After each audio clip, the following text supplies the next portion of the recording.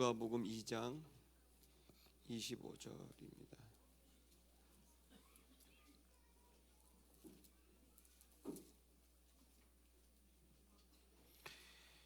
(25절부터) 35절까지 말씀을 한 절씩 교독하겠습니다. 예루살렘에 시므온이라 하는 사람이 있으니 이 사람이 의롭고 경건하여 이스라엘의 위로를 기다리는 자라. 성령이 그 위에 계시더라.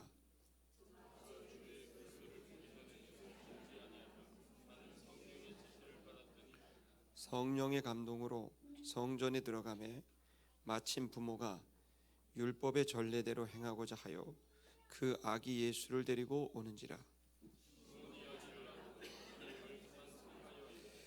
주제여, 이제는 말씀하신 대로 종을 평안히 놓아 주시는도다. 이는 만민 앞에 예비하신 것이요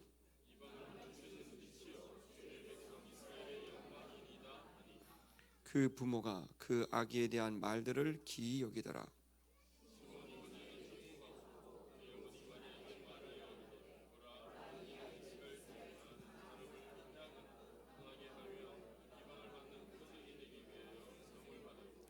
같이 하겠습니다. 너 칼이 네 마음을 찌르듯 하리라. 이는 여러 사람의 마음의 생각을 드러내려 함이니라 하더라. 아멘.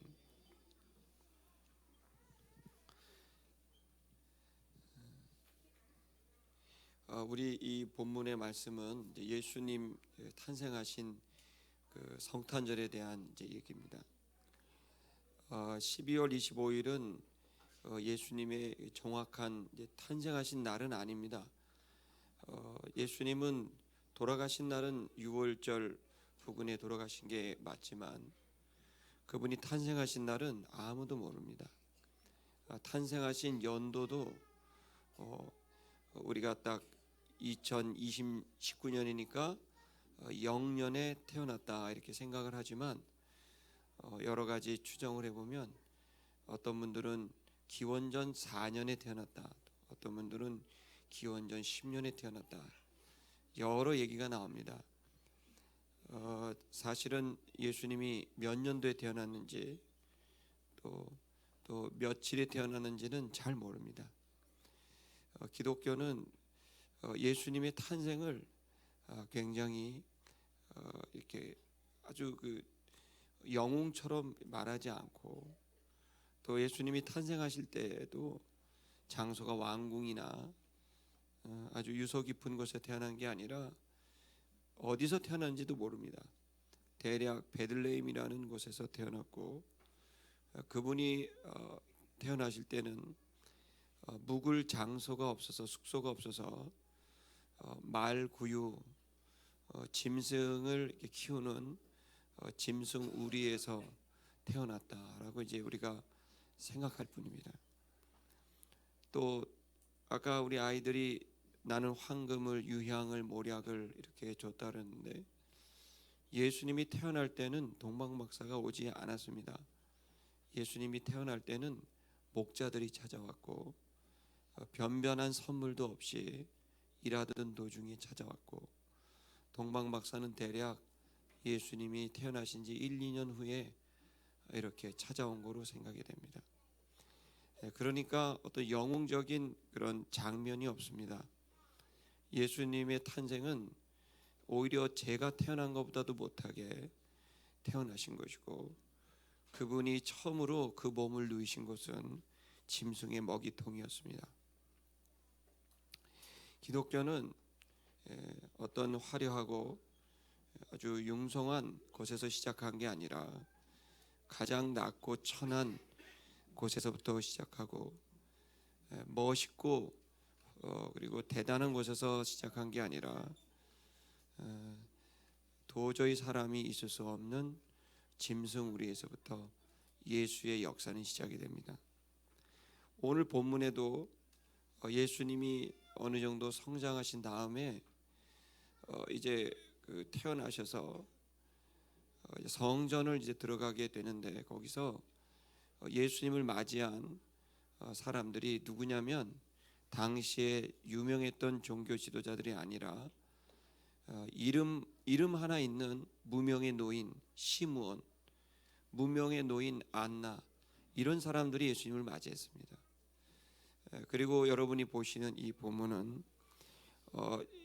시므온이라는 이름만 있는 이 노인이 나이가 몇 살인지 하는 일이 뭔지는 아무것도 밝히지 않는데, 그가 예수님을 만났고 그 만난 장면에서 그가 예수님에 대한 이야기를 나눈 장면입니다. 이 글은 의사가 기록했습니다. 누가가 이제 의사인데, 그 의사가 이 장면을 기록을 하면서 대단히 사실적으로 이렇게 기록한 내용입니다. 이 무명의 그 노인이 유명하지도 않고 성경학자도 아니고 박사도 아니고 사람들이 이끌어가는 리더도 아닌 이 무명의 시므온이 예수님에 대한 평가를 오늘 하고 있습니다. 저는 2019년 오늘 이 성탄절에 이 무명의 노인 시므온이 바라봤던 예수님이 어떤 분인가, 이거를 여러분과 잠시 나누면서 우리가 가지고 있는 신앙의 관점을 좀 더 성경적으로 끌어들여서 우리가 어떻게 예수를 바라보고 또 우리는 어떻게 그 예수를 이제 영접하고 우리가 살아가야 될지를 잠깐 나누려고 합니다. 먼저 이 시므온이 어떤 사람인지를 기록하고 있는데 25절 이렇게 6절을 보면 시므온이 어떤 사람인지 알 수 있습니다. 이 누가의 평가는 대단합니다. 시므온을 말할 때 감탄사를 썼습니다. 봐라, 여기에 한 사람이 예루살렘에 있었다, 이렇게 평가합니다. 사람들은 당시에 그 예루살렘에 얼마나 대단한 사람들이 많았겠어요. 정치나 경제나 종교에. 그러나 누가는 정확하게 판단했습니다. 어떤 사람이 귀중하고 어떤 사람이 대단한 사람인지. 누가가 바라본 대단한 사람은 예루살렘에 한 사람이 있었다. 여러분, 저와 여러분들이 대단한 사람이 아니지만 주님 보실 때 주님이 찾으시는 그 한 사람이 되기를 축복합니다. 그가 어떤 점에서 이런 감탄사를 들을 정도로 대단한 사람이었는가로 얘기하느냐면, 그 사람의 사회적인 영향력이 아닙니다. 그 사람의 사람 됨됨이와 그 사람의 신앙 때문에 이런 사람이 거기 있었다라고 평가합니다. 어떤 모습일까요? 그의 이름은 시몬입니다. 시몬이라는 뜻은 듣는다라는 쉐마에서 나온 겁니다. 잘 듣는 사람이에요. 이 사람은 들었고 또 어떻게 보면 수동적인 사람입니다. 능동적인 사람이 아니라 늘 기다렸고 들었던 사람이에요. 이 사람에 대한 평가는 이제 이렇게 됩니다. 의로웠다. 의롭다는 것은 단단했다, 이런 말입니다. 그는 어떤 뜻을 세우면 흔들리지 않는 단단함이 있었던 사람이고, 그래서 늘 공평하게 그 단단함에서 나오는 공평함이 있어서 상황에 따라 대상에 따라 다르게 적용하는 게 아니라 항상 공정하게 그는 어떤 사람과 사건을 대했다는 겁니다.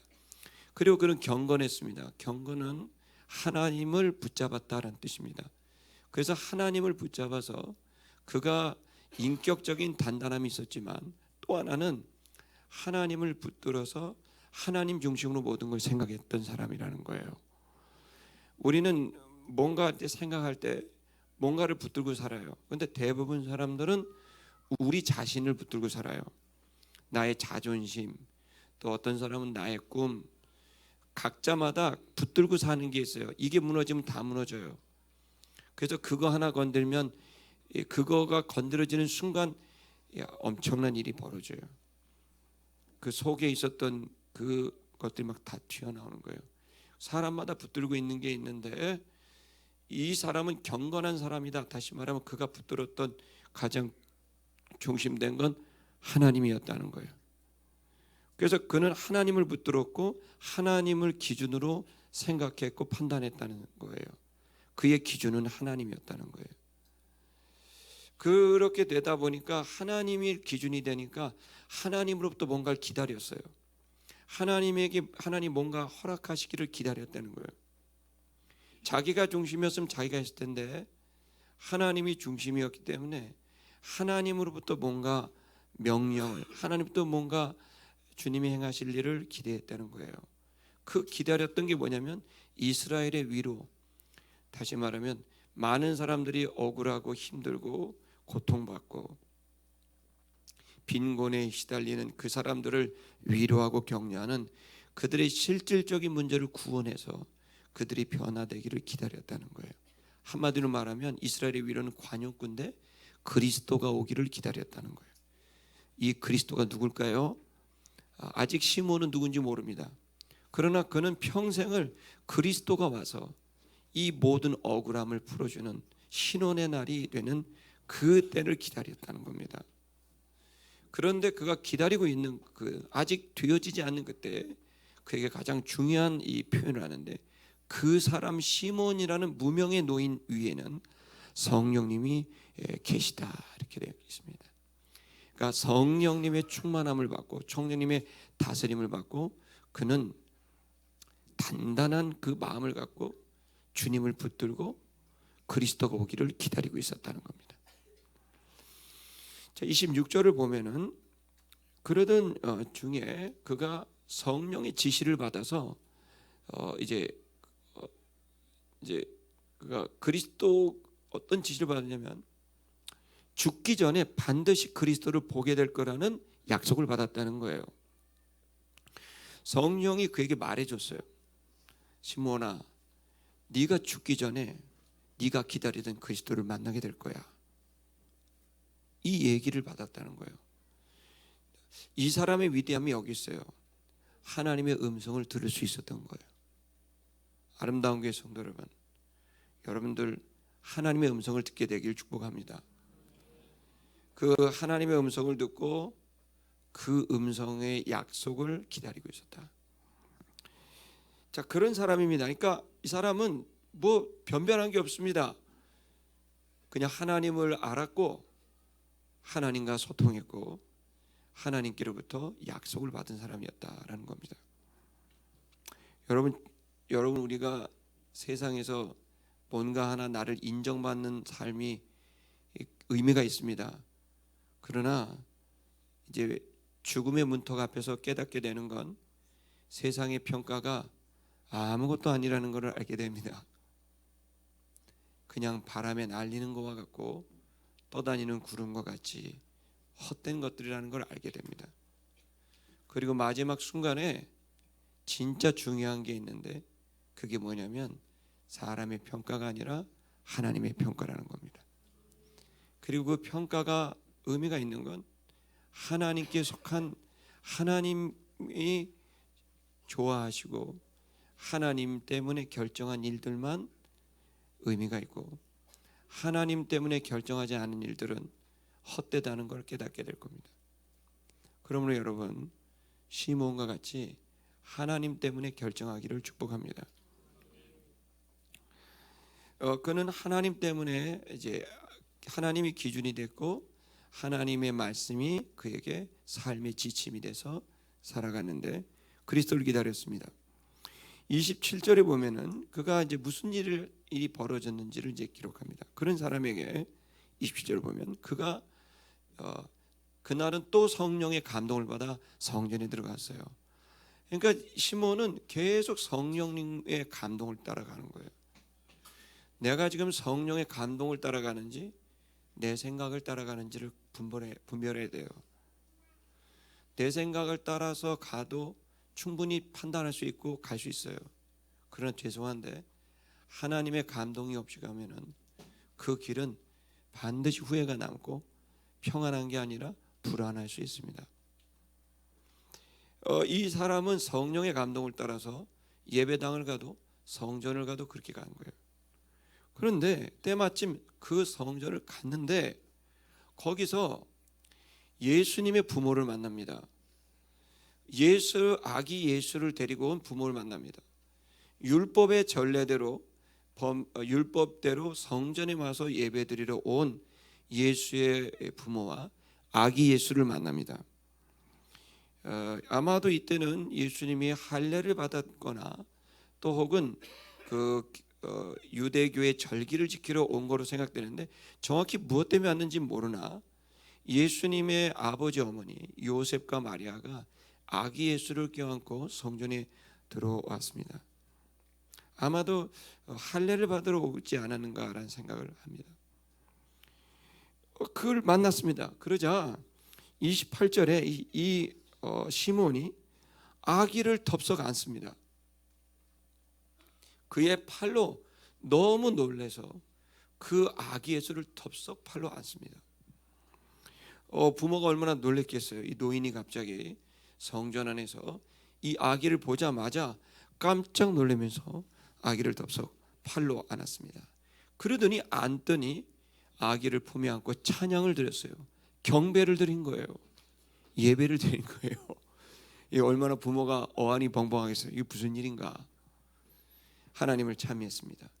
그러더니 이렇게 노래를 불렀습니다. 그의 노래는 즉흥곡이었습니다. 기존에 있던 곡이 아니라 즉흥적으로 그는 이 아이를 품에 안더니 노래를 불러서 즉흥곡을 부르는데 29절에 이렇게 불렀습니다.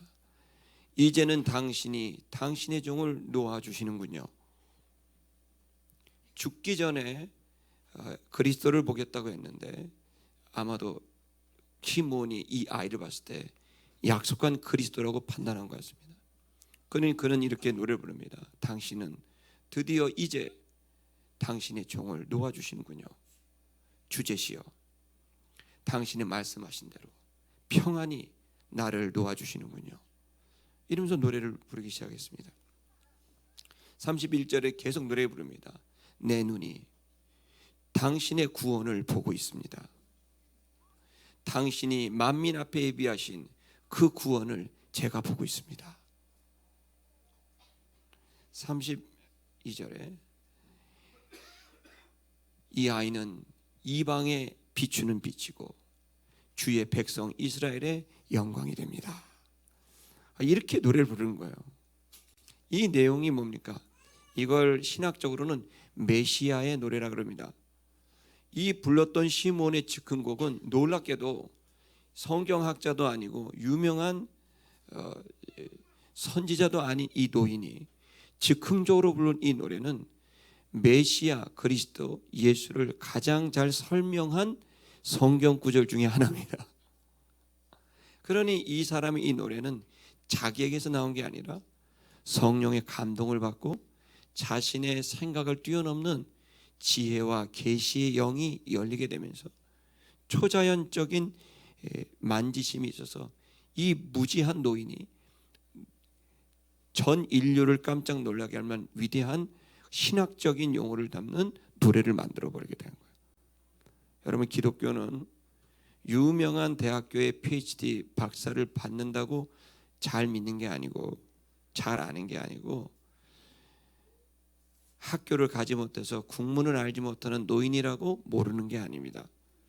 기독교의 진리는 성령의 깨닫게 하심에 따라 학식과 상관없이 깨닫고 알게 되는 게 주님께서 우리에게 만나게 하시는 방법임을 믿기를 축복합니다.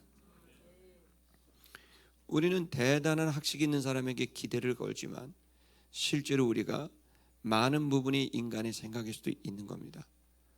주님께서 저와 여러분에게 성령으로 오셔서 주님의 깊은 것을 깨닫고 느끼게 하는 은총이 있기를 축복합니다. 이 내용을 자세히 보면 한마디로 구원이라는 겁니다. 다시 좀 위 구절을 보여주시면 예수는 누군가 위에 올려주시겠어요? 30절에 보면 내 눈이 주님의 구원을 봅니다 라고 되어 있습니다. 여기 주님의 구원이라는 이 표현은 여기의 표현은 조금 다릅니다. 다른 성경보다 다른 그 성경에서는 구원이라는 명사를 설명하는데 여기의 구원은 동명사입니다. 구원이 오는 것을 보고 있습니다. 이렇게 표현한 거예요. 시몬이 바라본 건 너무 놀랍게 아주 역동적인 걸 봤습니다. 이 아이를 봤는데 구원을 본 게 아니라 주님이 구원을 가지고 오시는 것을 지금 보고 있습니다. 이렇게. 야, 놀라운 겁니다. 주님이 구원을 가지고 오시는 것을 내가 보고 있습니다. 그의 눈에 아마도 이 아이의 운명이 보였었던 것 같아요. 이 작은 아이가 보인 게 아니라 이 작은 아이를 봤을 때 이 아이가 앞으로 33년간 어떻게 살아갈지에 대한 그의 운명을 그냥 하나의 그 영화를 보는 것처럼, 명상을 보는 것처럼 본 것 같아요. 그건 뭐냐면 그가 가야 될 길이 고난의 길이고 십자가의 길이에요. 말구유에서 시작한 이 십자가, 이 고난은 십자가로 끝나는 비참한 인생을 33년간 담게 될 이 아이의 운명을 보았는데, 그 비참한 인생을 살아간 33년의 예수라는 인생이 가지고 온 게 만민을 구원하게 하는 길이었다는 거예요. 그가 받게 될 고난, 그가 지게 될 십자가, 그의 고통과 죽음을 봤었는데 그 고통과 죽음과 비방과 그 모든 것이 결국 뭐를 가져오게 하느냐? 구원을 가져오게 한다는 거예요. 이걸 시몬이 본 거예요. 놀라운 일인 거죠. 이 무명의 노인, 이 노인은 이걸 보고 그걸 즉흥적으로 노래를 합니다. 그 이방의 구원, 이 구원은 결국에는 모든 사람의 구원이었다는 거예요. 이방인들, 즉 이 유대인이 아닌 사람들에게는 빛이 됐다. 비추는 빛이 됐다는 게 뭡니까? 빛은 깨닫게 하는 거예요. 어두움은 무지를 말하는 거예요. 그 예수가 사람들을 깨닫게 할 거라는 거예요. 무엇을 깨닫게 할까요? 자기 마음에서 일어나는 생각이 얼마나 추한지, 얼마나 의로운지를 깨닫게 하는 기준이 될 거라는 거예요. 빛을 비출 거라는 거예요. 예수 그리스도는 빛인데 그 빛을 비추면 깨닫게 되는 거예요. 뭐가 옳은지, 뭐가 그른지, 나의 말과 나의 행동과 이 판단이 어떠한지를 깨닫게 한다는 거예요. 누구에게? 이방인들에게, 전혀 율법을 모르는 사람들에게. 이스라엘 사람들에게는 영광이 된다는 거예요. 영광은 의견이고 하나님의 뜻이에요. 즉 이스라엘 사람들에게는 하나님의 뜻이 뭔지를 알게 한다는 거예요. 예수가 바로 하나님의 뜻이 되고 이방인들에게는 깨달음을 주는 존재가 된다는 거예요. 모든 사람 만민들에게 기준이 되고 만민들에게 그것을 알게 하는 빛이 된다는 거예요. 예수가. 즉 예수가 오면 뭐가 돼요? 깨닫게 되는 거예요. 예수는 우리를 깨닫게 해요. 예수는 우리에게 기준이 되는 거예요. 예수를 영접한다는 말도 결국은 나의 절대적 기준이 된다는 뜻이에요.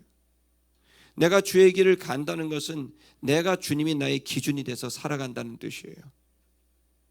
이 본문이 말하고 있는 빛이고 영광이라는 의미는 우리의 무지, 분별력 없는 우리의 상태에 깨달음을 주고 기준을 준다는 뜻입니다. 예수 그리스도는 기준이 됩니다. 그래서 우리의 모든 판단은 최종적 질문을 거쳐야 됩니다. 그 최종적 질문은 경건한 질문인데, 이 질문은 예수 그리스도를 바라보면서 당신은 어떤 걸 선택하시겠습니까? 그분의 의견을 묻는 거예요. 기분 나쁘면 말하고, 기분 좋으면 말하고, 그걸로 살아가는 사람들이 그리스도인이 아니고, 그리스도인은, 크리스천은 그리스도를 따르는 사람들인데, 그리스도를 따르는 크리스천은 그 그리스도에게 의견을 묻고 그 그리스도를 바라보면서 추상하고 추론하고 결정을 내리는, 그리스도의 의견을 묻는 사람들이 그리스도인들입니다. 그것이 살 길입니다. 그 예수를 갖고 있는 사람은 구원을 갖고 오게 됩니다. 할렐루야. 그 예수를 그래서 마음에 있는 건, 세상에 헌법이 있고 현행법이 있고 수많은 법들이 있고 전통이 있고 규율이 있고 내규가 있고 실행하는 수많은 매뉴얼에 이르기까지 수많은 법들이 있지만, 기준이 있지만, 우리가 최종적 기준은 바로 예수 그리스도, 그분에게 내 양심의 법이 물으면서 그 예수를 바라보며 내가 얻게 되는 양심의 소리를 듣는, 그리고 그분에게 직접 말씀을 듣는, 여러분 이런 은혜가 여러분 우리의 최종적인 결론인 걸 깨달으시길 바랍니다. 그게 구원을 주는 길이라는 거예요. 33절에 보면은 그러자 이 이제 시몬은 부모가 이 아이에 대한 말들을 듣고 기이 여겼습니다. 놀랬습니다. 시몬의 이 행동은 놀라겠죠. 얼마나 놀랬겠어요, 여러분. 여러분 아이 데리고 예배 나오는데 갑자기 어떤 노인네가 오더니 주제시여 만민을 예비하신 구원 막 이렇게 얘기하면 이 노인네가 지금 정신이 있나 생각되지 않겠습니까? 놀랬습니다. 그러자 시몬이 당부를 합니다. 부모에게. 34절 시몬이 저희에게 축복을 했습니다. 율로기오 축복했다는 건 진심을 다해서 복을 빌었습니다. 특별히 그 모친 마리아에게 말했습니다. 왜 아버지한테 안 하고 모친에게 했는지 모르겠습니다. 아마도 아버지는 일찍 돌아가셨을 거예요. 그리고 예수님이 공생을 시작할 때는 아버지가 아니 계신 게 분명합니다. 어머니만 계시니까 아마도 어머니가 이 예수의 끝까지 모든 운명을 지켜볼 거라고 생각했는지 아버지에게 당부하지 않고 어머니에게 당부를 했습니다. 그러니까 예수님도 아버지 없이 자란 사람이에요. 근데 어머니하고 자랐죠. 그런데 여기 보니까 뭐라고 얘기해요? 봐라, 이 아이를 봐라라고 얘기를 합니다. 봐라, 이 아이는 셈을 받았다라고 마리아에게 얘기합니다. 당부를 하는 거예요. 보라는 거죠. 그리고 얘기를 합니다. 이 아이 때문에 어떤 이는 패할 것이다. 추락하게 될 것이다. 무너지게 될 것이다.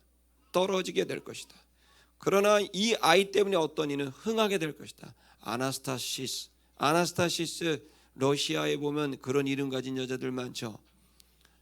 아나스타시, 이게 부활이란 말이에요. 다시 살아난다 이런 말입니다. 어떤 이들은 이 아이 때문에 추락하는 사람이 있고 어떤 아이들은 이 아이 때문에 다시 살아나는 사람들이 있을 것이다. 이 아이는 표적이 될 것이다. 이 아이는 사인이 될 것이다. 이 아이는 하나의 기준이 될 것이다. 근데 이 아이는 비방을 받는 기준이 될 것이다. 이 아이가 기준이 되는 걸 사람들은 좋아하지 않고 비난하고 공격할 것이다. 사인이 될 것이다. 얘기를 하는 거예요. 그러면서 예수 그리스도의 표적이 될 건데 비난을 받고 공격을 받는 표적으로 서지만 이 아이 때문에 어떤 이들은 추락하게 되고 어떤 이들은 다시 살아나게 되는, 이걸 위해서 세움을 받게 된 것이다. 여러분 복음은 만민을 구원 얻게 하기 위해서 왔지만 이 복음에 대해서 잘못된 접근은 누구에게는 추락을 의미하고 누구에게는 다시 살아나는 구원을 의미합니다. 여러분이 예수를 잘 알고 잘 믿고 가기를 축복합니다. 이 기준이 이제 됐습니다. 그러면서 얘기합니다. 더 이야기를 합니다. 그래서 이 예수 때문에 예수는 칼이 돼서 네 마음을 찌르게 될 것이다. 예수 그리스도는 이 기준이 돼갖고 어떤 이들을 추락시키고 어떤 이들에게는 다시 살게 하는데 그 모습을 뭐라고 비유했냐면 칼이 될 거다. 예수는 이 칼이 찔러지게 되는데 여기 보면 칼이 찌르듯 하려는 디엘코마이는 관통시킨다는 거예요. 그리고 여기 칼은 군인용 칼이에요. 작은 나이프가 아니고 이것은 검의 스워드, 엄청 큰 칼이에요. 로마 군인용 큰 칼이다. 예수는 로마 군인용 큰 칼인데 그 칼을 푹 관통을 하게 되는데 뭘 관통하는가? 사람들의 마음을 관통시킬 거다. 그 예수가 들어오는 순간 그 칼이 내 속에 들어오는 것처럼 섬뜩한 마음, 두려운 마음, 찔리는 마음, 고통스러운 마음이 오게 될 것이다. 그래서 그 예수가 우리 안에 들어오면 우리를 관통해서 섬뜩하게 하는데 이는 여러 사람들의 마음의 생각을 드러내게 하는 결과를 갖게 될 거다. 예수가 오기 전까지는 내 마음에 뭐가 있는지 모른다는 거예요. 그러나 예수가 내 안에 들어오게 되면 내 속에 숨겨져 있는 의도, 숨겨져 있는 욕구와 욕망들이 드러난다는 거예요. 아름다운 교회 성도 여러분, 우리는 우리의 본 모습을, 기독교는 겉의 모습을 바꿔서 잘 훈련하고 단련해서 좋은 종교인, 사고치지 않는 인간을 만드는 게 아닙니다. 기독교는 진짜 본 모습, 그것의 핵심적인 목표를 갖고 그 참된 하나님의 형상을 회복시켜서 거대한 세포덩어리 같은 이 존재, 그래서 잘 먹어야 되고 안 먹으면 불안해하고, 잘 쉬어야 되고 못 쉬고 시원찮게 쉬면 불안해하고, 내 안에 있는 욕구가 채워져야 되는데 그게 채워지지 않고 빈곤이 생기면 그 빈곤된 부분이 너무 커 보이고 그게 내가 불행하다고 여기지게 되고, 그 빈곤 때문에 불안하고 그 불확실함 때문에 염려하고 걱정하게 되는 그 이유는 근본적으로 하나님을 믿지 않고 오로지 자기 자신의 생존에 대한 욕망과 욕구, 그리고 이것을 어떻게든 채워지게 되면 기뻐하고 즐거워하고, 그러한 인간의 그 기본적인 이 모습이 결국 이기성을 갖고 오게 하고, 결국에는 남의 걸 빼서 먹어서라도 내 걸 채워야 내가 안심하게 되는, 절대로 인간은 내 재산을 포기 안 합니다. 내 권력을 포기 안 합니다. 왜? 이것이 나를 입증하는 것이고 내 미래를 결정하는 것이기 때문에 이 부분에 대해서 양보하는 척 점잖게 아무리 말을 해도 결국은 자기 걸 선택하게 되어 있는 거대한 세포덩어리, 그 솔직한 인간의 죄성이 어디로부터 왔느냐? 하나님과의 단절로부터 와서, 하나님 없을 때 인간은 그럴 수밖에 없다. 그래서 이 예수가 들어오게 되면 그 천박한, 그 욕심꾸러기인, 그 내 안에 말할 수 없는 그 욕망 덩어리인 나를, 불신 덩어리인 나를 다 생각을 드러내게 하셔서 결국에는 그 생각을 찔러버리시기 때문에 우리 안에 예수로 인하여 추락하는 사람들도 있고, 그 소리가 듣기 싫어 도망쳐 나가는 사람도 있고, 그 소리 때문에 다시 살아나는 사람도 있다는 거예요. 똑같은 칼이지만 누구는 그 칼을 받을 준비를 했을 때 살아나는 은혜가 있는가 하면, 누군가는 그 받을 준비가 아니라 여전히 그 칼을 받으면서도 저항하고, 그리고 나의 생각대로만 살려는 사람들은 기회를 얻지 못한다. 제가 지난주에 수술을 했습니다. 뒤에 목을. 수술 잘 끝났습니다. 할렐루야. 그런데 그 칼을 받을 준비를 해야 되는 거예요. 한 10여 센치를 쬐는데, 머리를 10여 센치를 만약에 지나가는 강도가 쬐서 봐요. 지금 신문에 났을 거예요. 할렐루야. 그러나 10여 센치를 좋은 의사한테 맡기니까 감사의 마음이 들지 않아요? 찔렸다는 게 중요한 게 아니에요. 어떻게 받으려고 하느냐가 중요한 거예요. 이 시간 여러분, 저와 여러분들이 예수를 믿고 가는 건, 그가 오신 이유는 우리의 중심이 되시고 기준이 되시려고 오신 거예요. 그 예수를 영접하는 것, 그래야 우리의 본 모습이 바뀌어요. 예수는 본 모습만 갖고 얘기해요. 겉으로 뭐 행동하고 이런 거는 사람들이 말을 해요. 예수는 그걸 보지 않아요. 마음과 생각과 중심을 자꾸 찔러요. 예수 믿으면 불편해요. 그래서 엄청 불편해요. 계속 찔러요. 봐주질 않아요. 목사가 그럴 수 있냐? 너 기독교인이 그럴 수 있냐? 네 사람이 그럴 수 있냐? 계속 찔러요. 이거를 찔릴 수 있는 분은 없어요. 그러나 주님이 계속 찔러요. 그분이 나의 표적이시고 기준이 되기 때문이에요. 잘 못 살아요. 잘 사는 척해도 잘 못 살아요. 그래서 솔직하지 않게 포장하고 살고 싶어요. 사람들은 포장하며 사는 사람을 좋아해요. 상처를 서로 주고받지만 않으면 된다고 가르쳐요. 그러나 예수는 그렇게 해서 구원이 얻어지지 않는다는 거예요. 예수 그리스도를 통해 하나님이 얘기하고 꿈꾸는 것은 우리의 진짜가 바뀌는 거예요. 우리의 마음의 생각이 바뀌고 마음이 바뀌고 우리가 가지고 있는 이 내 자아가 그리스도로 확 체인지되는 이식 수술인 거예요. 여러분, 그래서 우리가 그렇게 살면 어떤 일이 될까요? 여러분, 예수로 바뀌게 되면, 내 중심이 바뀌게 되면 어려워도 성공해도 그냥 이 길을 갈 수 있고, 계속 우리는 값어치 있고 영원한 것을 추구하며 우리를 이 땅에 보내신 이유와 목적을 이루며 살 수 있어요. 그게 돈이 없어도 되고 돈이 있어도 돼요. 시몬처럼 유명하지 않아도 되고 유명해도 돼. 아무 상관이 없어요. 진짜 구원, 진짜 마음의 변화. 이번 성탄에 우리가 묵상하고 기도해야 될 거는 진짜 바뀌는 거예요. 저는 이 설교를 준비를 하면서 제가 지난주에도 실수를 했어요. 어떤 사람한테 화를 냈어요. 정확히 말하면 그 사람한테 낸 게 아니라 내 자신에게 냈어요. 왜 나는 이런 짓들을 하는가? 저 자신에게 화를 내는데 옆에 있으니까 자기한테 낸 줄 알아요. 근데 어쨌든 오해를 줬어요. 근데 내 자신이 내가 왜 화를 내는가를 생각하는 거예요. 혼자서 6시간 혼자 돌아다녔어요. 나는 왜 화를 냈는가 이 순간. 마지막 결론이 있는 거예요. 그 결론은 주님을 믿지 못하고 있는 거예요. 담임 목사가 주님을 못 믿었다는 얘기를 강단에서 하니까 여러분들은 어디로 가셔야 됩니까?